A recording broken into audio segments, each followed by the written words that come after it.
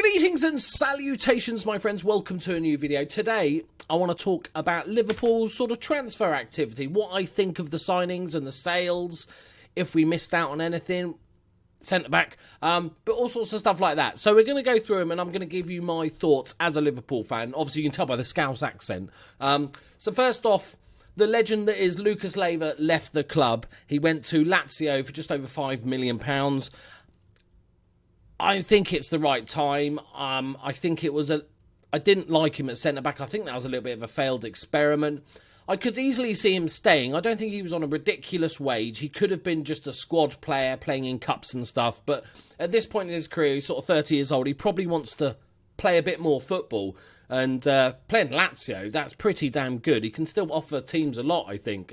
It was nice for me as a big Lucas fan that he didn't just go to another Premiership team, because that would have been horrible seeing him in another Premiership team. But I'm happy for him. I think he goes with my good wishes and hopes he has a good next few years. Then we sold Kevin Stewart to Hull City for £4 million. I think that's a great bit of business. He's 23 now. I kind of still think of him as a youngster, but if he's not breaking into the team at 23 years old, then he's just not going to be good enough. And getting £4 million for him, I think, is a great deal. Andre Wisdom went to Derby for £2 million. At one point, he looked like he was going to be a great hope. He was good in reserves. I think he was captain, wasn't he, in the under-21s, England under-21s and stuff like that. £2 million to Derby, I think, is a decent deal. He had a pretty decent loan spell. He was just never going to make it, especially in the formation we have now, where he's a centre-back stroke right-back, and as a right-back, he's just not nearly mobile enough. I think a couple of £1 million for that is pretty good. Then we got a few loanies. So Conor Randall went to Hearts. Shea Ojo went to Fulham, which I think is a great loan move for him. I like Fulham as a club. And unfortunately, just in case you hadn't heard, Alex Manninger has retired. He was only ever brought in as a ninth choice goalkeeper behind me and coach. But whatever. And there's one more loan deal that I want to talk about, but we'll get to that in a minute because it relates to something else, you see? Right, so who did we buy? What was it like? Are they any good? First off, you might have heard of him, Mohamed Salah, 38 million pounds from Roma, and he's just been on fire. I think it's like having another Mane that's just not quite as good at shooting. But other than that, he's just been superb. Having pace on both sides is just scarily good. I'm very, very happy with him. As a big sort of, I watch pretty much all Premiership games, and when he arrived at Chelsea, he was a big prospect, and it's not that he ever played bad for Chelsea, he just didn't play for Chelsea. Whether the manager didn't fancy him, he didn't get enough game time. They didn't give him a chance to flourish, because I think he would have. Next up, we've got Andrew Robertson, left back from Hull. I think this is a really good shout. I'm very happy with Milner playing left back. I thought he was absolutely solid last season. You know exactly what you're going to get. But I think this is a good idea. With the surprising rebirth of Moreno, nobody saw that coming. I don't care who you are. Even Bran from Game of Thrones is not going to pick that one out. Very sort of surprised to see him doing well. But that means that we've got two decent left backs, right? So the idea of having a third decent left back is really good idea. It allows Milner to either go into midfield or be on the bench, be a perfect bench player to just play pretty much anywhere. He's James Milner, for Christ's sake. I think that's a great shout. I think people on the Liverpool forums and stuff were a bit pissed off at it because he didn't cost 60 million from some Spanish team or Italian team. But just because he was only £8 million from Hull doesn't mean he's going to be bad. And in the small amount we've seen of him so far, he looks pretty decent. Very good attacking. I thought he was sweet. I think that's a really good signing. It adds strength of depth because, like I said, Milner now can play midfield. Moreno can get games. And the next signing I want to talk about is Dominic Solanke. So we got him on a free. I think it was a couple of £1 million compensation from Chelsea. Had a great under-20 tournament, was it? And he just looks the business. He had a good pre-season. He's looked decent when we've seen him. And the big thing for me is that that's one of those like cheap punts where he could become a really good player. If he doesn't, it's £2 million. We can make that money easily back if we decide to sell him. But the biggest thing for me is it allows us to send Divock Origi, who needs game time, on loan to Wolfsburg, who are paying all his wages plus £6 million. That is a good deal. I like Origi, whatever you want to call him. Divock. He's a weird one for me because sometimes I watch him and I think he's really good at holding up the ball and stuff like that. And then other times he just looks like he's just not a good footballer. And yeah, if I had to put money on it, I'd say Divock is not going to make it as a Liverpool player, but this is going to be a real good tester season. Wolfsburg are a good side. I think he'll get plenty of game time. If they're paying £6 million plus all his wages, he's definitely planned for the first team. So I'm hoping he gets game time and scores some goals and comes back a better player. And Dominic Solanke allowed that to happen because we've got Firmino, obviously, we've got Daniel, Wheelchair, Sturridge. Normally, if you're playing one striker, you could live with that because you could play Mane there or Salah there if needed. But Sturridge is so injury prone that, when he scored in pre-season, he literally broke himself. So I love Daniel Sturridge. I feel so sorry for the guy. But it's decent to have another choice, proper out-and-out striker like Dominic Solanke to do the job. And finally, on transfer deadline day, we signed the mighty Alex Oxlade-Chamberlain for sort of £35 million. Always nice to sign a British player. And for the for a good British player, 35 million in the current climate is pretty cheap because there's like some sort of weird British tax to players in England, so you have to they're twice the price because they're English to start with. He hasn't scored many goals. I think that's the single biggest thing labelled at him is that he's not scored enough goals. And yeah, definitely. I sort of see him as a player like Gini Wijnaldum. When we bought him in, I was like, he's all right. He's an all right winger. Turns out he's a really good central midfielder. And I kind of sort of see that with Alex Oxlade-Chamberlain. And I think he is versatile. He can play on the wings if needed. But I sort of see him as that attacking midfielder role, that Lallana role. We're in Champions League this year. We need squad depth. So having that sort of player that can fill those roles is really good. And yeah, he's definitely needs to up his goals count, especially when they're playing in those more attacking tactics. But last season, 2 goals, 7 assists. That's not too bad. I don't give a shit that he didn't score in a season 5 years ago. What does that even mean, right? that just doesn't mean anything. Last season, 2 goals, 7 assists. Not too bad. He's a bit injury prone. But I think for £35 million, he's like 24 years old. I think that's a pretty decent player. I'm very, very happy with that signing. So, obviously, they're the sort of ins and outs, but there's more to the transfer window than that. Obviously, the biggest one being Coutinho. I'm happy he stayed. I can sort of see it as a Suarez situation where we've gone, look, we're not going to sell you. Give us, we'll sell you in a year. I can see him leaving in a year's time, like sort of Suarez was promised when he wanted to leave. And you never quite know with the mentality of a player, do you? You never quite know that if he comes back, if his heart's going to be truly in it because he's just thinking of not being in anymore, or he's one of those that just gets down and works. And I'm hoping, obviously, it's that. If I had to bet, I'd say I think he will come back and be good for us. I'm a fan of Coutinho. He's a very good player.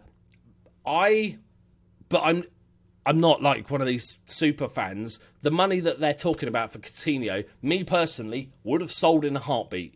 Not right near the end of the transfer window when you don't have time to replace him. But as soon, a few weeks ago when they were talking 120 odd million or whatever like that, even in this inflated market, I still think I would have personally sold him. But it's nice to see that the manager and the backroom staff and the owners have got some balls turning down a ridiculous offer. Because let's say if he does have a crappy off-season where he's not really bothered about playing, Not going to get that sort of offer. Another year older sort of thing. But fair play to LFC and Klopp and the owners and everything like that. You've got to give them credit. They've stuck to their guns. When I'm recording this is like the caveat, little asterisk. No, not that big an asterisk. A little asterisk to say the Spanish transfer window is open for another day. So potentially he still could leave, but I just don't see that happening, because I think we would have signed somebody like a Lamar if we knew that was going through, even if there was the chance of that. So moving on to a beautiful segue onto Lamar. Never been a fan of his singing. I don't know how much. I feel like, and obviously I'm just speculating, but I feel like that was our sort of backup plan. It didn't seem that we were interested to begin with, when Arsenal have been like bidding for him for like what seems like a couple of months. And I think it was almost, look, if we get a silly offer, Liverpool must have a figure in their head for Coutinho. Whatever that figure is, let's just, for argument's sake, say 200 million. That just seems nuts. But if they were thinking, okay, look, if Barcelona just go, flop their cock onto the table and go, here, lads, look at this money, and we kind of have to accept it, that was our go-to guy. So we were sort of keeping our, I was going to say nuts in the water, but that's not even a saying. We were keeping our, we were still interested. that went well. And just, sort of almost just in case. Even if that's not the case, then we were just looking at signing Lamar. I hold my hands up, I haven't seen him a massive amount, but he's obviously highly rated. I'm not sure if we massively needed him, because we've strengthened. We've got Alex Oxlade-Chamberlain and kept Coutinho. So I think we're doing all right on that front.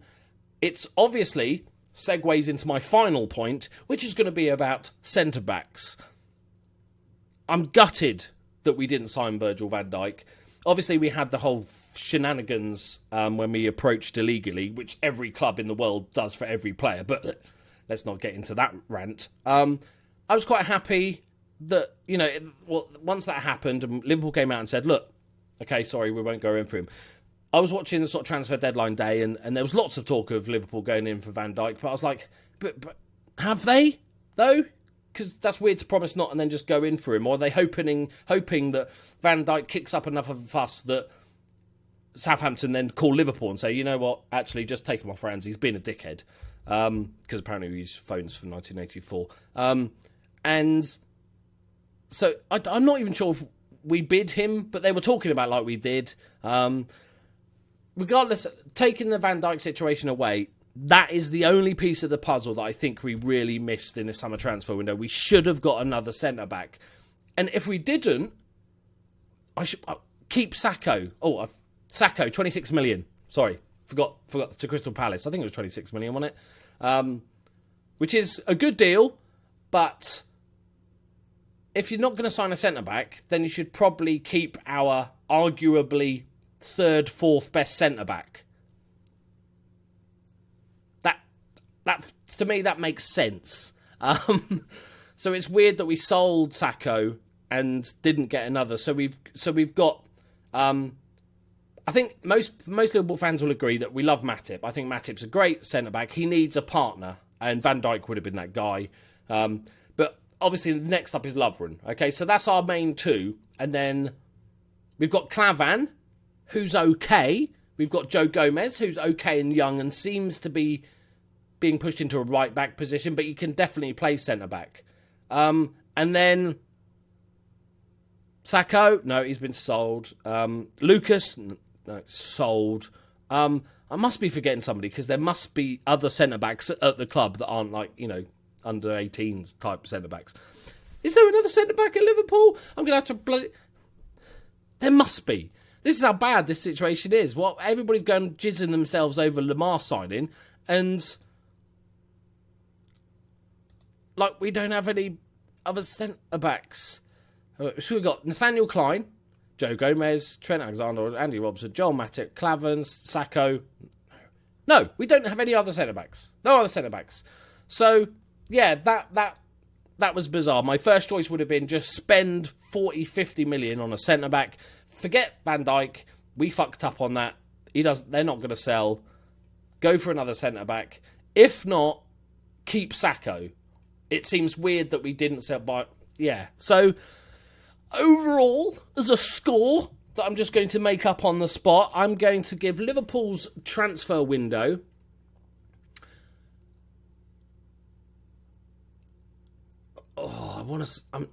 I'm thinking 8. 7. I think I give them a bonus point for keeping hold of Coutinho, because that shows balls by the owners and everything. Even if you're one of these owners out crowd, you've got to give them credit for that. Turning down that sort of money for Coutinho, who's not even world class, is arguably not even the best Liverpool player. Hello, Mane. Obviously, I was talking about Mignolet there. No. So, yeah, okay, I'll give him a 7. I think if we'd signed a £40 million centre-back, then 9 or 10. No, if we'd bought a £40 million centre-back, I would have said a 9. If we'd bought a £40 million centre-back and given Emre Can a new contract and he'd signed it, 10. But as it is... Liverpool, you get a 7. I know you've been waiting for my score, so you're all there like wondering. So I'm hope you're happy with that. Overall, though, I'm happy with it. I'm looking forward to a season. We've started so well. Salah and Mane and Firmino just look like they could tear anyone to shreds. It's all about how many goals we concede. I think that's quite obvious to any Liverpool fan or pretty much any football fan watching that we need to defend. It's kind of like Arsenal. Sorry to bring up Arsenal. Sorry, Arsenal. It's like for about 10 years, we've known they've needed a really good Patrick Vieira, Makaleli, Kante, defensive midfielder that's going to run around like a crazy person, win the ball back and is decent at passing and stuff. They've needed like that metal in midfield. And it's kind of that obvious situation with Liverpool. Need a better defence. The way we play... It's easy to forget this just looking at the figures and going, oh, we concede a lot of goals. The way we play is more inclined to conceding more. So we've got to accept that we're going to concede a few more than most of the other big teams because of the way we play. We play closing down. So even with the centre-backs, so occasionally, like Lovren is going to charge out to try and win the ball back early, win the ball back higher up the pitch and miss. And we're going to concede a good chance. So... in the January transfer window, I'm just hoping for a centre-back. And before then, Emre Can sign a new contract. Please, Emre Can, sign a new contract, please. But there you go. Let me know your thoughts in the comments below. Even if you're not a Liverpool fan, let me know your list of who your club signed and sold and let me know what you think of them. I'd be really interested to know. I've been following it closely, obviously, but a lot of the players I don't know that well, especially with some of the players leaving your club. Are you pissed off about it? That sort of thing. Also, just in case UEFA are watching, financial fair play, Paris Saint-Germain, any chance? I think they might have broken a rule. Just saying.